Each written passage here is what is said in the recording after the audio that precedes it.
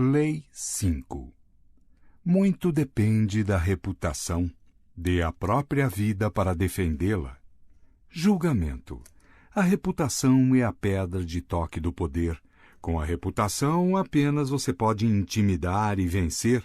Um deslize, entretanto, e você fica vulnerável e será atacado por todos os lados. Torne a sua reputação inexpugnável, esteja sempre alerta aos ataques em potencial e frustre-os antes que aconteçam.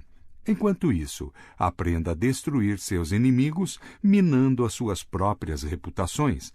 Depois, afaste-se e deixe a opinião pública acabar com eles. A lei observada 1. Durante a Guerra dos Três Reinos, na China, 207 e 265 d.C., o grande general Shuku Liang, chefiando as forças do reino Shu, despachou o seu enorme exército para um campo distante, enquanto descansava numa cidadezinha junto com um punhado de soldados. De repente, os sentinelas chegaram correndo com a notícia alarmante de que um exército inimigo com mais de 150 mil homens, liderados por Sima Yi, se aproximava.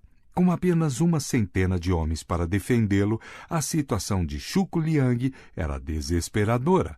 O inimigo finalmente ia capturar o famoso líder. Sem lamentar o seu destino ou perder tempo tentando imaginar como tinha sido apanhado, Liang ordenou às suas tropas que arriassem as bandeiras, abrissem os portões da cidade e se escondessem. Ele então se sentou na parte mais visível do muro da cidade, vestido com um manto taoísta. Acendeu incenso, dedilhou seu alaúde e começou a cantar. Minutos depois viu-se aproximando o exército inimigo, uma falange interminável de soldados. Fingindo não ter percebido nada, ele continuou cantando e tocando o alaúde. Logo o exército estava diante dos portões da cidade. À frente vinha Sima Yi, que na mesma hora reconheceu o homem no muro. Ainda assim, com os soldados impacientes para atravessar os portões abertos da cidade desprotegida, Sima Yi hesitou, conteve-os e estudou Liang sobre o muro. Em seguida, ordenou a rápida e imediata retirada. Interpretação. Shuku Liang era conhecido como Dragão Adormecido. Suas façanhas na Guerra dos Três Reinos eram lendárias. Certa vez um homem, dizendo ser um tenente inimigo descontente, apareceu no seu acampamento oferecendo ajuda e informação. Liang, na mesma hora, viu que era uma armadilha. O homem era um falso desertor e deveria ser decapitado. No último minuto, entretanto, o machado já ia descendo. Liang suspendeu a execução e propôs poupar a vida do homem se ele concordasse em ser um agente duplo. Agradecido e aterrorizado, o homem concordou e começou a fornecer informações ao inimigo. Liang venceu batalha atrás de batalha. Em outra ocasião, Liang roubou um selo militar e forjou documentos despachando as tropas do inimigo para localidades distantes. As tropas dispersas, ele conseguiu capturar 3 cidades e assim controlar todo o corredor do reino inimigo. Ele também levou o inimigo, certa vez, a acreditar que um dos seus melhores generais era um traidor, forçando o homem a fugir e juntar forças com Liang. O dragão adormecido cultivou cuidadosamente a sua reputação de homem mais astuto da China, aquele sempre com um truque escondido na manga. Eficaz quanto qualquer outra arma, esta reputação amedrontava o inimigo. Sima Yi tinha lutado contra Shuku Liang dezenas de vezes e o conhecia bem. Quando ele chegou à cidade vazia, com Liang rezando em cima do muro, ficou atordoado. O manto taoísta, o canto, o incenso, aquilo tinha que ser um jogo de intimidação. O homem, evidentemente, estava brincando com ele, desafiando-o a cair numa armadilha. O jogo era tão óbvio que, por um momento, Yi chegou a pensar que Liang estava realmente sozinho e desesperado, mas ele tinha tanto medo de Liang que não ousou se arriscar. Assim é o poder da fama, capaz de colocar um enorme exército na defensiva até forçá-lo a bater em retirada, sem atirar uma única flecha. Pois, como diz Cícero, até os que condenam a fama querem os seus nomes no título dos livros que escrevem contra ela, e esperam se tornar famosos por desprezá-la. Tudo mais está sujeito à barganha. Permitimos que nossos amigos fiquem com nossos bens e nossas vidas, se for necessário, mas é raro dividirmos nossa fama e darmos de presente para alguém a nossa reputação. Montaigne, 1533-1592. A Lei Observada 2. Em 1841, o jovem P. T. Barnum, tentando estabelecer a sua reputação como o principal empresário teatral nos Estados Unidos, decidiu comprar o American Museum, em Manhattan, e transformá-lo numa coleção de curiosidades que garantiriam a sua fama. O problema era que ele não tinha dinheiro. Estavam pedindo $15.000 pelo museu, mas Barnum conseguiu redigir uma proposta que atraiu os donos da instituição, apesar de substituir o dinheiro vivo por dezenas de garantias e referências. Os proprietários chegaram a um acordo verbal com Barnum, mas, no último minuto, o principal sócio mudou de ideia, e o museu e sua coleção foram vendidos para os diretores do Peale's Museum. Barnum ficou furioso, mas o sócio explicou que negócio era negócio. O museu tinha sido vendido a Peale's, porque Peale's tinha reputação, e Barnum não. Barnum imediatamente decidiu que, se ele não tinha uma reputação para bancá-lo, o seu único recurso era arruinar a do Peale's. Por conseguinte, ele iniciou uma campanha pelos jornais com cartas que chamavam os proprietários de um bando de diretores de banco falidos que não tinham ideia do que era dirigir um museu ou entreter as pessoas. Ele alertou o público contra a compra de ações do Peale's, visto que a compra de mais de um museu pela empresa invariavelmente reduziria mais ainda os seus recursos. A campanha funcionou. As ações caíram e, sem confiar mais no passado e na reputação do Peale's, os donos do American Museum descumpriram o acordo e venderam tudo para Barnum. Levou anos para Peale's se recuperar, e eles jamais esqueceram o que Barnum tinha feito. O próprio Peale decidiu atacar Barnum, criando uma reputação de entretenimentos para intelectuais, promovendo os programas do seu museu como mais científicos do que os do seu vulgar concorrente. O mesmerismo, hipnotismo, era uma das atrações científicas do Peale's e por um tempo atraiu grandes multidões e teve bastante sucesso. Para revidar, Barnum decidiu atacar mais uma vez a reputação do Peale's. Barnum organizou uma sessão de hipnotismo rival em que ele mesmo aparentemente colocava em transe uma menina. Assim que ela pareceu estar em sono profundo, ele tentou hipnotizar outros membros da plateia. Porém, por mais que tentasse, nenhum dos espectadores cedeu ao seu feitiço e muitos começaram a rir. Um Barnum frustrado finalmente anunciou que, para provar que o transe da menina era real, cortaria um dos seus dedos sem que ela percebesse. Mas enquanto ele afiava a faca, a menina regalou os olhos e saiu correndo, para deleite da plateia. Ele repetiu esta e outras paródias durante várias semanas. Em breve ninguém mais conseguia levar a sério os espetáculos de Peale e a frequência caiu. Em poucas semanas o espetáculo fechou. Nos anos seguintes, Barnum estabeleceu uma reputação de ousadia e consumado domínio de cena que durou pelo resto da sua vida. A reputação do Peale, ao contrário, jamais se recuperou. Interpretação. Barnum usou duas táticas diferentes para arruinar a reputação do Peale. A primeira foi simples, semeou dúvidas quanto à estabilidade e solvência do museu. A dúvida é uma arma poderosa. Quando você a levanta com boatos insidiosos, seus adversários ficam num dilema terrível. Por um lado, eles podem negar a boataria, podem até provar que partiu de você, mas uma camada de suspeita permanece, porque tanto desespero para se defender? Talvez o boato tenha alguma verdade. Se, por outro lado, eles tomarem um caminho mais fácil e ignorarem você, as dúvidas não refutadas aumentarão ainda mais. Feito corretamente, espalhar boatos pode enfurecer e desestabilizar tanto seus rivais que, defendendo-se, eles cometerão inúmeros erros. Esta é a arma perfeita para quem não pode começar contando com a própria reputação. Quando já tinha sua própria fama, ele usou a segunda tática mais suave, a sessão de hipnotismo, de mentira, e ridicularizou a do rival. Esta também teve muito sucesso. Quando você já tem uma sólida base de respeito, ridicularizar o seu adversário ao mesmo tempo o coloca na defensiva e melhora sua própria reputação. A difamação e o insulto flagrante são fortes demais neste ponto.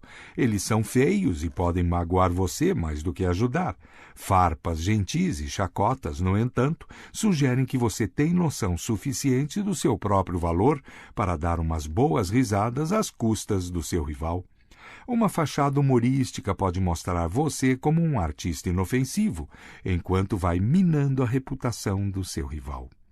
É mais fácil suportar uma consciência pesada do que a má reputação. Friedrich Nietzsche, 1844-1900. As chaves do poder.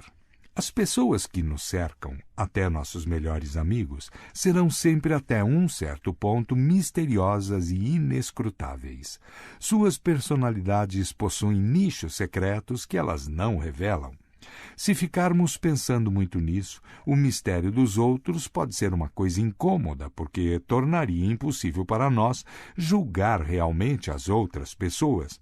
Portanto, preferimos ignorar este fato e julgar as pessoas pela aparência, pelo que é mais visível aos nossos olhos: roupas, gestos, palavras, atos. Na esfera social, as aparências são o barômetro de quase todos os nossos julgamentos, e você não deve se iludir acreditando em outra coisa. Um escorregão em falso, uma estranha ou repentina mudança na sua aparência pode se mostrar desastroso.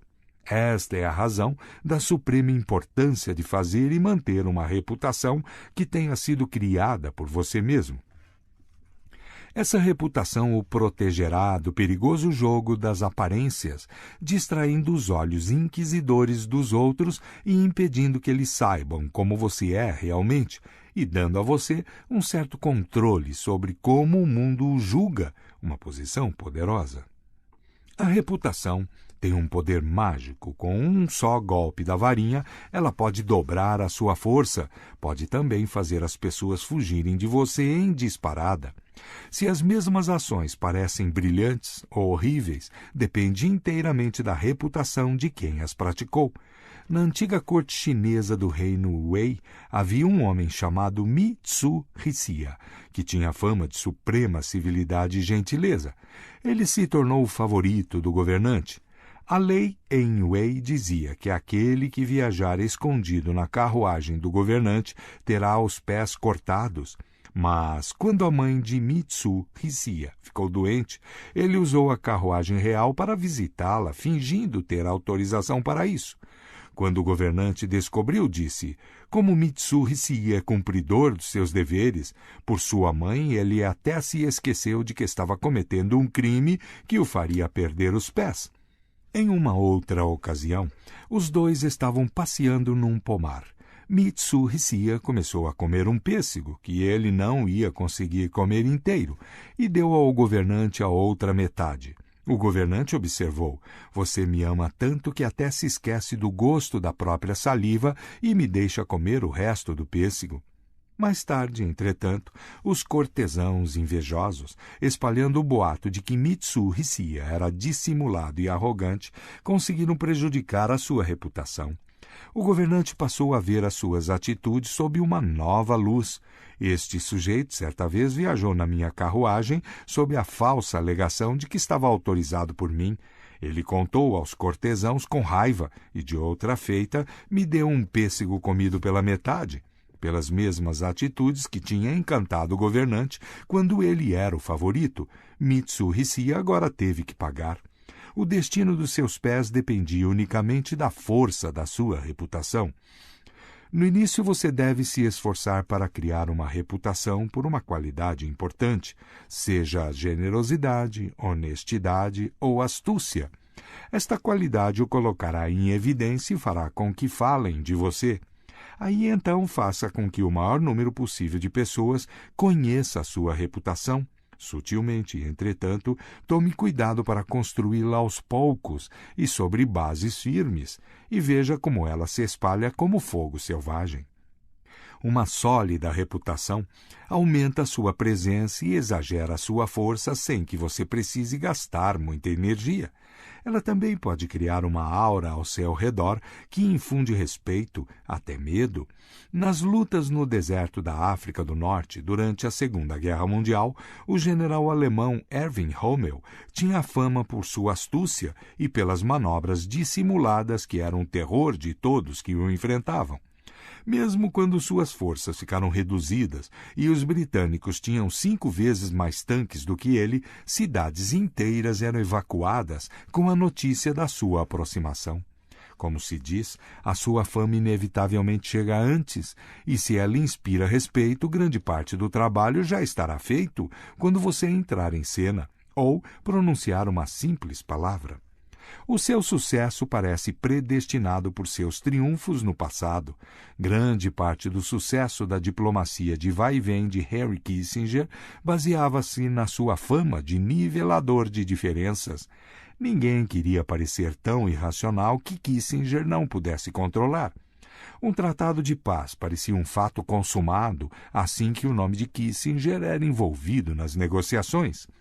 Faça com que a sua reputação seja simples e baseada numa qualidade autêntica. Esta única qualidade, a eficiência, digamos, ou a sedução, torna-se uma espécie de cartão de visita que anuncia a sua presença e enfeitiça os outros. A fama de honestidade permitirá que você pratique todos os tipos de fraudes. Casanova usava sua reputação de grande sedutor para abrir caminho para suas futuras conquistas. As mulheres que escutavam falar de seus poderes ficavam cheias de curiosidade e queriam descobrir por elas mesmas o que o fazia ter tanto sucesso no amor. Talvez você já tenha manchado a sua reputação e não possa mais criar outra. Sendo assim, é prudente associar-se com alguém cuja imagem se contraponha à sua, usando o bom nome dessa pessoa para limpar e melhorar o seu. É difícil, por exemplo, limpar a reputação de desonesto sozinho, mas um modelo de honestidade pode ajudar. Quando P.T. Barnum quis limpar a sua fama de promover espetáculos vulgares, ele trouxe a cantora Jane Lind da Europa. A sua reputação era de alta classe, estelar, e a turnê pela América, patrocinada por Barnum, melhorou muito a imagem dele. Da mesma forma, os grandes barões ladrões na América do século XIX, durante muito tempo não conseguiram se livrar da fama de crueldade e mesquinharia. Só depois que começaram a colecionar peças de arte e nomes como Morgan e Frick se tornaram permanentemente associados aos de Da Vinci e Rembrandt, eles conseguiram melhorar a sua imagem desagradável. Reputação é um tesouro que deve ser cuidadosamente colecionado e guardado. Especialmente quando você está começando, deve protegê-la rigidamente, prevendo todos os ataques. Quando ela estiver sólida, não fique com raiva ou na defensiva com os comentários difamadores de seus inimigos. Isso revela insegurança, falta de confiança na sua reputação. Pegue o caminho mais fácil e jamais demonstre desespero na hora de se defender. Por outro lado, o ataque à reputação de outro homem é uma arma poderosa, particularmente se você tem menos poder do que ele. Ele tem muito mais a perder numa disputa como essa, e a sua própria reputação, ainda pequena, é um alvo pequeno quando ele tenta atirar de volta. Barnum usou essas campanhas com grande eficácia no início da carreira, mas esta tática deve ser praticada com habilidade. Você não deve parecer interessado numa vingança mesquinha. Se você não for esperto na hora de prejudicar a reputação do seu inimigo, estará inadvertidamente arruinando a sua. Thomas Edison considerado o inventor que controlou a eletricidade, acreditava que um sistema viável deveria se basear na corrente contínua, DC, quando o cientista sérvio Nikola Tesla pareceu ter conseguido criar um sistema baseado na corrente alternada, AC. Edison ficou furioso. Ele decidiu acabar com a reputação de Tesla, fazendo o público acreditar que o sistema AC era inerentemente inseguro e Tesla responsável por promovê-lo. Com este objetivo, ele capturou animaizinhos domésticos de todos os tipos e os eletrocutou, matando-os com uma corrente AC. Não bastando isso, em 1890, ele conseguiu que as autoridades da prisão do estado de Nova York procedessem à primeira execução de um condenado à morte com choque elétrico, usando uma corrente AC. Mas todas as experiências de eletrocução realizadas por Edison tinham sido com pequenas criaturas. A carga era muito fraca e o homem ficou só meio morto. Na execução, que talvez tenha sido a mais cruel autorizada pelo Estado no país, o procedimento teve de ser repetido. Foi um espetáculo horrível. Embora a longo prazo, o que subsistiu foi o nome de Edison. Na época, sua campanha prejudicou mais a sua própria reputação do que a de Tesla. Ele se retraiu. A lição é simples. Não exagere em ataques como este, porque chamará mais atenção para a sua própria índole vingativa do que para a pessoa que você está difamando. Quando a sua própria reputação é sólida, use táticas mais sutis, como a sátira e o ridículo, para enfraquecer o seu adversário enquanto você se mostra um charmoso brincalhão. O poderoso leão brinca com o camundongo que cruza o seu caminho. Qualquer outra atitude prejudicaria a sua temível reputação. Imagem. A mina de diamantes e rubis. Você cava e encontra, e sua riqueza está garantida. Proteja-a com a própria vida. Ladrões e assaltantes surgirão de todos os lados. Não considere garantida a sua riqueza e renove-a constantemente. O tempo diminuirá o seu brilho e enterre-a onde não possa ser vista. A autoridade. Portanto, eu desejaria que o cortesão defendesse o seu valor inerente com habilidade e astúcia e garantisse que, onde quer que chegue como estrangeiro, seja precedido por uma boa reputação, pois a fama que parece apoiar-se nas opiniões de muitos favorece uma certa fé inabalável no valor de um homem, o qual, em seguida, é facilmente reforçado nas mentes já predispostas e preparadas. Baldassare Castiglione, 1478-1529. O inverso. Não há inverso. A reputação é crítica. Não há exceções a esta lei. Talvez não se importando com o que as pessoas pensem a seu respeito, você ganhe fame de insolente e arrogante, mas esta por si só é uma imagem valiosa. Oscar Wilde a usou com grande proveito. Visto que temos de viver em sociedade e depender da opinião alheia, nada se ganha negligenciando a própria reputação.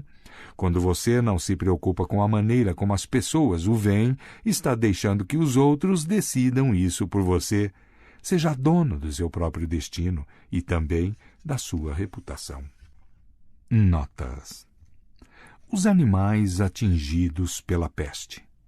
Uma assustadora epidemia enviada à Terra pela intenção divina de manifestar a sua fúria a um mundo pecador, nomeando-a corretamente, a peste, aquele frasco de virulência de Aqueronte, caiu sobre todos os animais.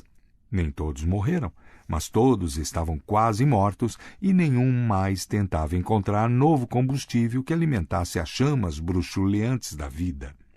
Nenhum alimento excitava os seus desejos, lobos e raposas não vagavam mais em busca de presas inofensivas e indefesas, e o pombo não se acasalava com a pomba, pois o amor e a alegria tinham desaparecido.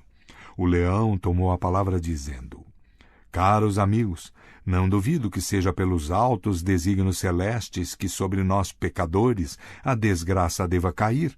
que o mais pecador entre nós seja vítima do vingativo Espírito Celestial e possa ele alcançar a salvação por todos nós, pois a história nos ensina que nestas crises devemos fazer sacrifícios. Sem ilusões e com um olhar severo, examinemos nossas consciências.